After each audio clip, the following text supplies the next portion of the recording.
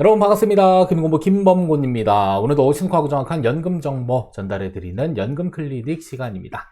이번 시간 주제는 연금 계좌에서 연금 수령 저율과세 받으려면 연간 1,500만원 이내 금액을 인출해야 되는데, 자, 연금이라고 하는 건 결국에 생활비단 말이죠. 그러면 연간 1,500만원을 어쩔 수 없이 초과해서 우리가 수령을 한다라고 하면요, 이때 선택할 수 있는 세금은 종합과세 또는 분리과세 둘 중에 하나를 선택해야 됩니다. 따라서 연간 1,500만원 초과했을 때 분리과세가 유리한지 종합과세가 유리한지, 그리고 세금은 또 어느 정도까지 차이가 발생될 수 있는지를 이번 시간 영상 통해서 같이 한번 비교 분석 진행해 보도록 하겠습니다. 자, 그러면 본론 들어가기 앞서 여러분들 구독, 좋아요 하나씩 눌러주시고 이번 시간 영상 끝까지 시청해 주시면 감사하겠습니다. 자, 먼저 첫 번째로는 연금소득과 관련된 세금에 대한 부분입니다. 그래서 우리가 선택할 수 있는 선택지들은 저율과세를 적용받는다든지, 아니면 분리과세를 선택한다든지, 아니면 종합과세를 선택할 수 있는데요. 자, 일단은 세금 부담이 가장 적은 것은 사실 저율과세되는 연간 수령 한도 금액 이내 수령, 혹은 연 1,500만원 이내 수령했었을 경우에 세금이 가장 적게 부과가 됩니다. 따라서 이때 저율과세라고 하는 것은 연금소득세율 만 55세부터 70세까지는 5.5%, 만 70세부터 80세까지는 4.4%, 만 80세 이상의 경우는 3.3%의 연금소득세가 부과된다. 이렇게 알고 계시면 되겠고요. 자, 그리고 분리과세나 종합과세를 선택할 수 있는 기준은 일단 연간 1,500만원을 초과해서 수령하게 되면 이때는 유리한 걸 선택하면 되는데, 분리과세를 선택했을 경우에는 16.5%의 이제 기타 소득세가 과세되고요. 자, 종합과세를 선택하게 되면 다른 소득이랑 합산돼서 과세되는데, 자, 느낌상에는 왠지 16.5% 세금을 떼는 게 조금 더 유리할 것으로 보여지지만, 실제로 종합과세되는 부분들을 이번 시간에 한번 계산해 보게 되면 생각보다 종합과세 했을 때 세금이 많이 늘어나지 않는다라는 사실을 알게 될 수도 있습니다. 자, 그리고 연금 수령 한도를 초과하기는 했지만 그 금액이 연 1,500만원 이내 금액이다라고 한다면 이때는 초과 금액에 대해서는 16.5%의 기타 소득세가 과세되는 부분도 있다라는 점 참고로 기억하시면 되겠는데, 다만 중요한 것은 일단 연간 1,500만원을 초과해서 수령하면 선택할 수 있는 건 분리과세 또는 종합과세를 선택할 수 있다라고 보시면 되겠고요. 자, 그리고 연금 수령 한도에 대한 부분들은 이제 많이 영상 보신 분들은 충분히 익숙하실 겁니다. 그래서 연금계좌 평가액 나누기 11- 연금 수령 연차의 1.2배수가 우리가 1년 동안에 수령할 수 있는 수령 한도인데, 수령 한도를 초과하게 되면 세금 부분이 발생되는 것이지 무조건 연금 수령 한도까지만 수령해야 되는 것은 아니다라는 점을 참고로 알고 계시면 되겠습니다. 자, 두 번째로는 연금계좌 연금 수령 시나리오 하나 만들었습니다. 자, 대부분 공적연금을 갖고 계시기 때문에 공적연금에 대해서 월 100만원씩 수령한다라고 가정했고요. 자, 그러면 연간 예상 수령액은 1,200만원. 자, 그리고 사적연금에서 일단 월 200만원을 수령한다라고 가정하고요. 이때는 연 2,400만원. 자, 이렇게 해서 월 300만원, 연간 3,600만원을 연금 수령액으로 가져간다라고 했었을 때 우리가 세금 문제가 어떻게 되는지 같이 한번 살펴볼 거고요. 자, 그리고 공적연금 및 사적연금은 만 65세 수령한다라고 가정을 해보고요. 그리고 사적연금은 모두 세액공제 적용받고 운용이익을 인출한다라고 가정했었을 때를 계산해서 우리가 세금 어느 정도 발생되는지 살펴보도록 하겠습니다. 자, 먼저 첫 번째로는 연금소득세 계산과 관련돼서 우리 공적연금만 수령한다라고 가정했을 때 세금이 어떻게 부과되는지를 좀 알려드릴게요. 자, 첫 번째로는 연금소득이 일단 반영됩니다. 그래서 연간 1,200만원에 대해서 연금소득공제를 적용을 해주는데, 연금소득공제는 연금소득공제표가 있고요. 최고 한도는 연간 900만원까지 공제가 됩니다. 자, 그러면 연금소득공제표가 어떻게 생겼는지 일단 확인해 볼 필요가 있어서 연금소득공제표는 다음과 같이 이렇게 되어져 있습니다. 그래서 연간 수령하는 총 연금액 대비해서 각각의 비율대로 이렇게 공제금액이 적용된다라고 보시면 되겠고, 최대 900만원까지 적용된다. 그래서 공적연금과 사적연금에 대해서 모두 다 연금소득 공제를 해줬을 때 연금소득 금액을 우리가 계산을 해줄 수가 있습니다. 그래서 우리가 지급받는 모든 금액에 대해서 세금이 부과되는 것은 아니구나, 이 부분은 참고로 알고 계실 필요가 있습니다. 자, 그러면 다시 공적연금만 수령했을 때 연간 1,200만원 이 금액에 대해서는 연금소득 공제를 생각보다 많이 해줍니다. 590만원을 해줍니다. 자, 그리고 나면 연금소득 금액이 계산이 됩니다. 610만 원이 계산이 되고요.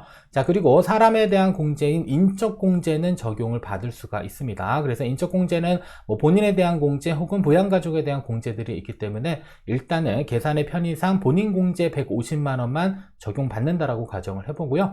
자, 만약에 인적공제를 적용받을 수 있는 것들이 조금 더 있다. 예를 들어서 뭐 부모님이 아직까지 같이 나랑 생계를 유지하고 있고 연간 소득 금액이 100만 원을 초과하지 않는다라고 한다면 여러분들 이때는 인적공제 항목들이 조금 더 늘어날 수는 있습니다.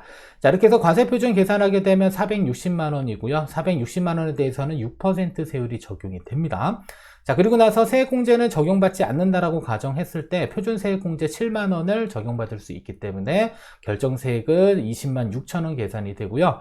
자, 그리고 국민연금의 경우는 지급받을 때 여러분들 어떻게 지급되냐면, 자, 연금소득 간이세액표에 의해서 일정 부분 공제가 됩니다. 그래서 그 금액을 1년으로 했었을 때 한 20만 8천 원 정도를 차감했다라고 가정을 해보고요. 자, 그리고 나서 차감 징수세 계산하게 되면요, 마이너스 2,800원 이렇게 돼 있으니까 2,800원의 환급세액이 발생되는구나 이렇게 보시면 됩니다. 그래서 공적연금만 수령했을 경우에는 공적연금 연말정산으로 과세가 끝나게 되는 부분 이렇게 하나 기억하시면 되겠고요. 자, 두 번째로는 사적연금만 수령할 때, 공적연금 수령하지 않고 사적연금만 수령할 때 연간 2,400만 원 수령한다라고 가정을 했습니다. 자, 그러면 연금소득공제표에 의해서 공제받는 금액은 730만 원 공제받게 되고요. 이때 연금소득 금액은 1,670만 원이 됩니다. 자, 그리고 나서 인적공제 150만 원 차감해 주게 되면 과세표준이 1,520만 원, 세율은 15% 구간이 되고요. 이때 126만 원의 누진공제를 적용을 해줍니다. 근데 약간 살짝 아까운 것은 과세표준이 20만 원만 아래로 떨어지게 되면요, 세율 구간이 6%로 이렇게 줄어들 수도 있는 부분들이 있습니다. 그래서 약간 교묘하게 200만 원보다 조금 낮은 금액을 수령하게 되면 세율은 6%로 맞출 수 있기 때문에 조금 더 절세할 수 있는 수령 금액을 한번은 좀 계산해 볼 수는 있을 것 같아요. 그래서 1,500만 원은 초과하지만 연간 수령 연금액이요. 근데 세율은 6%를 적용받는 구간도 한 번은 수령 금액이 얼마일 때 만들어 볼 수 있을 것 같습니다. 아무튼 이건 나중에 한번 제가 한번 분석해 보도록 하겠고요. 자, 그리고 나서 산출세 계산하게 되면 102만 원, 여기에 7만 원 표준세액공제 적용해 주면 자, 95만 원이 결정세액이고요. 자, 그리고 사적연금 수령할 때마다 연금소득세 원천징수 됩니다. 5.5%의 원천징수 한 금액에 대해서는 당연히 종합과세하기 때문에 빼줘야 돼요. 자, 그러면 132만 원을 차감했기 때문에 빼줬을 때 차감 징수세액은 되려 37만 원에 뭐가 발생된다? 환급액이 발생이 됩니다. 자, 그러면 연간 2,400만 원 수령했었을 때 되려 사적연금에 대한 종합과세는 환급세액이 발생될 수 있는 부분들이 있기 때문에 세금 부담이 생각보다 아예 없다라고 보기는 좀 애매하기는 하지만 세금 부담이 그렇게 크지 않다라고 볼 수 있는 부분이고요. 자, 만약에 여러분들이 귀찮아서 종합과세를 선택했다라고 한다면 되려 이때는 396만 원의 세금을 납부하게 되는 결과를 초래할 수 있습니다. 따라서 분리과세 선택하게 되면 396만 원인데 되려 종합과세를 선택하게 되면 이렇게 환급액이 발생될 수 있는 이러한 구간들로 만들어질 수 있기 때문에 실질적으로 사적연금 연간 1,500만 원 초과해서 수령하더라도 그렇게 세금 부담이 큰 것은 아닙니다. 다만 저율과세 받는 게 조금 더 세금적인 측면에서는 유리할 수 있다가 정답이 될 수 있는 부분들이겠죠. 자, 따라서 실제로는 132만 원을 빼갔는데 자, 여기에다가 37만 원 정도는 돌려주기 때문에 실제로 부담한 금액에 대해서는 한 95만 원 정도 세금을 부담했다. 얼마 수령했을 때 연간 2,400만 원. 자, 그리고 만약에 인적공제를 조금 더 많이 받을 수 있다라고 한다면 이때는 환급액이 더 많이 늘어날 수 있기 때문에 여러분들 연간 1,500만 원을 선택했을 경우 자, 종합과세를 우리가 선택하면 이때 세금의 환급액이 발생될 수 있는 부분이 있지만 분리과세 선택하게 되면 이때는 세금에 대한 환급액은 발생되지 않는다. 이 부분도 알고 계시면 되겠습니다. 자, 그러면 최종적으로 이제 종합과세를 선택했을 때 공적연금과 사적연금이 합산돼서 일단 5월달에 세금 신고를 해야 됩니다.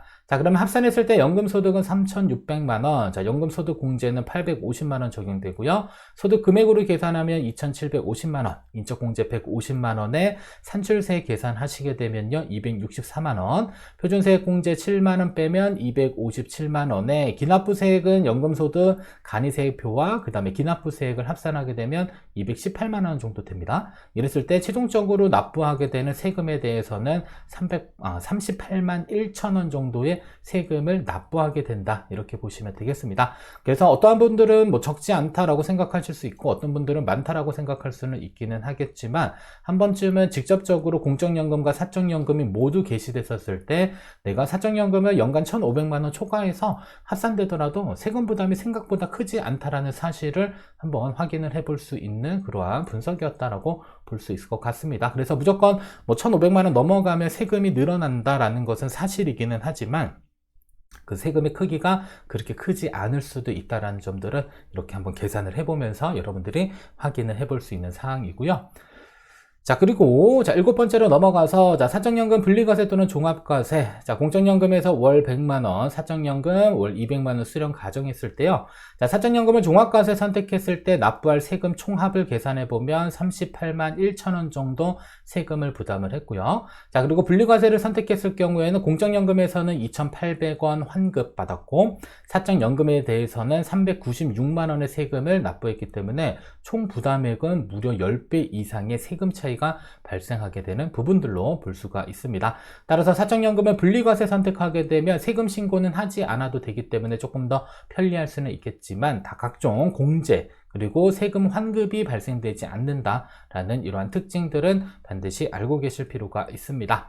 자, 결론입니다. 자, 종합과세 또는 분리과세 무엇이 유리할까? 대체적으로 분리과세가 조금 더 유리할 것으로 계산 안 해보면 생각은 해볼 수는 있지만 우리가 종합과세 된다라고 해서 무조건 세금이 늘어나는 것은 아닙니다. 왜냐하면 종합과세 안에는 종합소득공제와 세액공제를 적용해 둘 수 있는 여러 가지 항목들이 포함되어져 있기 때문에 생각보다 세금을 많이 줄일 수 있는 부분들로 우리가 볼 수도 있습니다. 따라서 공적연금과 사적연금 합산했을 때 자, 세율 구간이 15% 구간이다. 이번에도 계산했을 때 15% 구간이었단 말이죠. 이때는 자, 사적연금을 종합과세를 선택하는 게 유리할 수 있다라고 보시면 되겠고요.